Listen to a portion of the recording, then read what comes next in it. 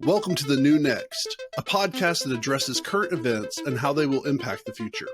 Co-hosted by the inquisitive public speaking champion, Mike McVeigh, and energy, economics, and technology expert, Matt Jensen. Join us as we explore all things energy, economic, tech, and political, and how they will affect our future. All right, so it doesn't seem like it's one of our podcasts if we don't mention something to do with Russia or natural gas. So let's just kind of combine the two together. As recently as just a few days ago, oilprice.com reported that Putin claims Russia could send natural gas to Europe via the Nordstream 2. And why is this news, Matt?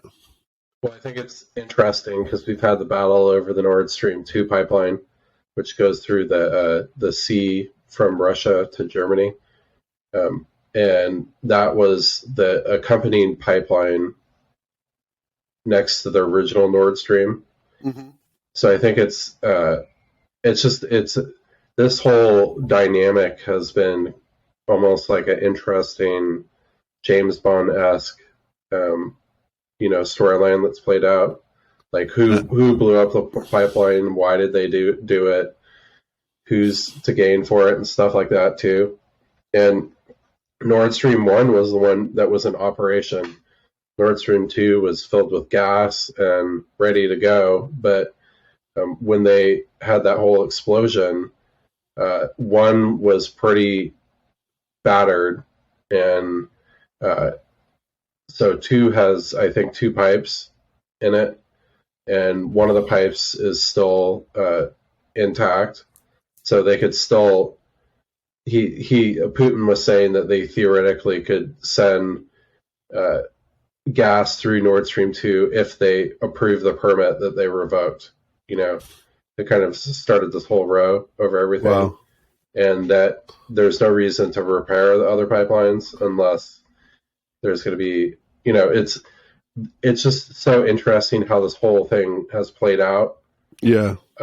Also in the background too about our State Department saying publicly about how there's strategic advantages that have come to the U.S. because of this happened. So this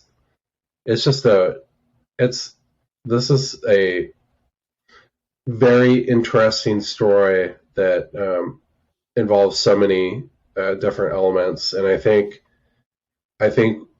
sometime we should really have an episode where we have maybe like a accompanying video episode where we go through the maps and talk specifically about why this is happening from a physical energy transfer sense, like where Russia's hydrocarbons flow through Europe, why it matters that they have to be shipped primarily through pipeline because they don't have a lot of all year-round ports to send it out.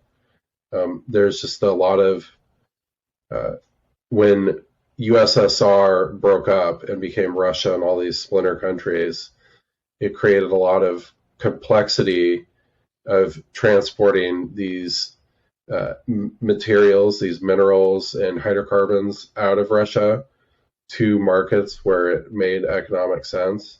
Right. There's just been this whole, all throughout Europe, Asia, and the Middle East, there's been this whole rebalancing in recent years, trying to both, from the Western sense, get some of these former Soviet bloc countries to start up their own natural gas industries and basically kind of replace that east to west flow that Russia had.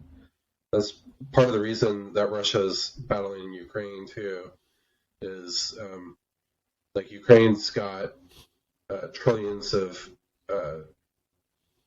cubic meters of natural gas, and they could themselves replace a substantial industry of the Russian natural gas industry. So natural gas in Ukraine, the basins are kind of, I think, like kind of in the south and in the coastal area around there, the east and down almost towards Crimea, but mostly in the Donbass region, and then out in the very west.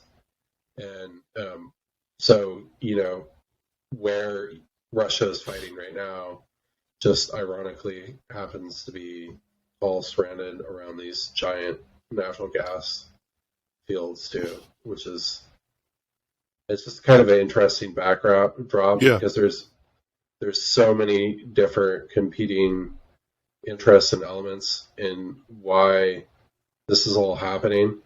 And I feel like the narrative that we usually are fed or is talked about in kind of like a public sphere is, I feel like it adds a lot of complexity to it because it doesn't necessarily make sense a lot of times, and it's more ideologically driven. But there's, when you kind of see it on paper, kind of like a risk sort of map, it makes a lot of sense, I guess. Strategically, why they would be doing it, and why, like, all this stuff, you're like, all this stuff is horrible. War is horrible. Why is this happening? It's I think the debate is often dumbed down a lot, but from a geopolitical sense, if you look at it in a historical perspective and kind of walk through that, it makes a lot of sense that Russia, who is entirely dominant on being a mineral and gas, commodities producer, is doing what they're doing. And historically, they do this during high commodity prices too, when they have that extra, basically, budgetary gap to go out and fund these extracurriculars too. So, right. Cool.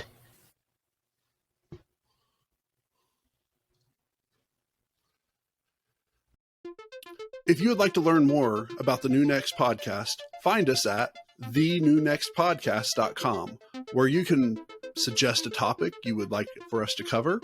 If you enjoyed what you heard, share the podcast, tell a friend about it, or rate us with 5 stars.